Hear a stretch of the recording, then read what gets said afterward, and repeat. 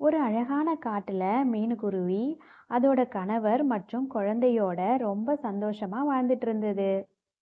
அந்த நேரத்துல மழைக்காலம் ஆரம்பிச்சது. மீனு, இந்த மழை நேரத்துல சூடா பக்கோடாவும் டீயும் சாப்பிட்டா நல்லா இருக்கும்னு தோணுது. நீ கொஞ்சம் செஞ்சு கொடுக்குறியா? இங்க பாருங்க, நம்ம வீட்ல பக்கோடா செய்யறதுக்கு எந்த பொருளுமே இல்லை.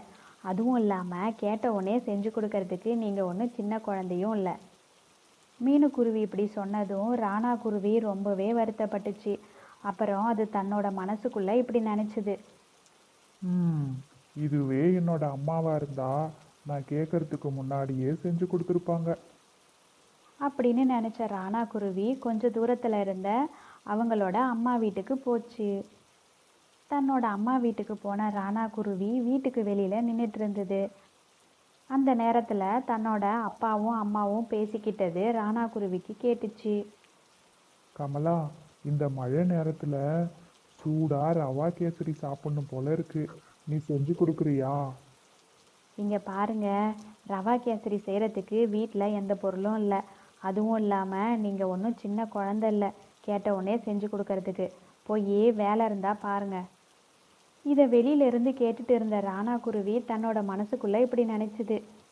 என்னடா இது, நம்ம வீட்டுல நம்ம மனைவி நம்ம கிட்ட சொன்ன மாதிரியே இங்க அம்மா அப்பா கிட்ட சொல்லிக்கிட்டு இருக்காங்க. சரி, உள்ள போய் பார்ப்போம். ராணா குருவி வீட்டுக்குள்ள போச்சு. வாப்பா ராணா, நல்லா இருக்கியா? என்ன இந்த மழை நேரத்துல வந்திருக்க? சரி சரி, நீ அப்பா கூட பேசிக்கிட்டே இரு, நான் இப்ப வந்துடுறேன். அப்படி சொன்ன ராணாவோட அம்மா கிச்சனுக்குள்ள போனாங்க. ராணா, வந்து மேலே உட்காரு. வீட்டில் எல்லாரும் எப்படி இருக்காங்க? நல்லா இருக்காங்களா? ஆ, எல்லாரும் நல்லா இருக்காங்கப்பா. கொஞ்ச நேரத்திலேயே ராணாவோட அம்மா குருவி சூடா பக்கோடாவும் டீயும் செஞ்சு எடுத்துட்டு வந்து ராணாவுக்கு சாப்பிட கொடுத்தாங்க. இதை பார்த்த ராணா தன்னோட மனசுக்குள்ள இப்படி நினைச்சுது.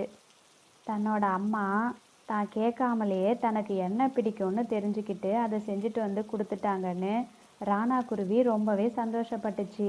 ஆனாலும் இப்படி சொல்லுச்சு. அம்மா, எனக்கு டீயும் பக்கோடாவும் பிடிக்கும் தான். ஆனால் நான் இன்னைக்கு உங்ககிட்ட ரவா கேசரி செஞ்சு தர சொல்லி கேட்கலான்னு நினச்சி வந்தேன்.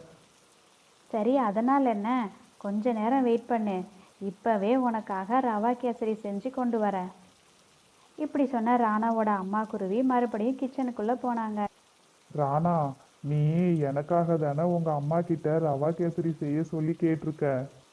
ஆமாப்பா, கேட்காமலேயே ஒரு விஷயம் கிடைச்சதுன்னா அது ரொம்பவே சந்தோஷமாக தான் இருக்கும். ஆனால் கேட்டும் ஒரு விஷயம் கிடைக்கலனா அது எவ்வளோ கஷ்டமாக இருக்கும்னு எனக்கும் தெரியும்ப்பா. கொஞ்ச நேரத்திலே ராணாவோட அம்மா குருவி ரவா கேசரி செஞ்சு எடுத்துட்டு வந்து ரெண்டு பேருக்கும் சாப்பிட கொடுத்தாங்க. ராணா குருவியும் ராணாவோட அப்பா குருவியும் அந்த ரவா கேசரியை ரொம்பவே சந்தோஷமா சாப்பிட்டாங்க. அதை பார்த்த ராணாவோட அம்மா குருவி ரொம்பவே சந்தோஷப்பட்டாங்க. தன்னோட பையன் கேட்டதை செஞ்சு கொடுத்துட்டோன்னு ரொம்பவே திருப்தியா இருந்தாங்க ராணாவோட அம்மா. சரிம்மா, நான் இங்கே வந்து ரொம்ப நேரம் ஆச்சு. நான் வீட்டுக்கு கிளம்புறேன். அப்பா போயிட்டு வரேன்.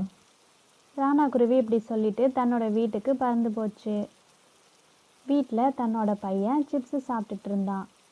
என்னங்க, ஸ்கூல் முடிஞ்சு வந்த நம்ம பையன் இந்த மழை நேரத்தில் சிப்ஸு சாப்பிட்டா நல்லா இருக்கும்னு சொல்லி கேட்டான். அதனால தான் செஞ்சு கொடுத்தேன்.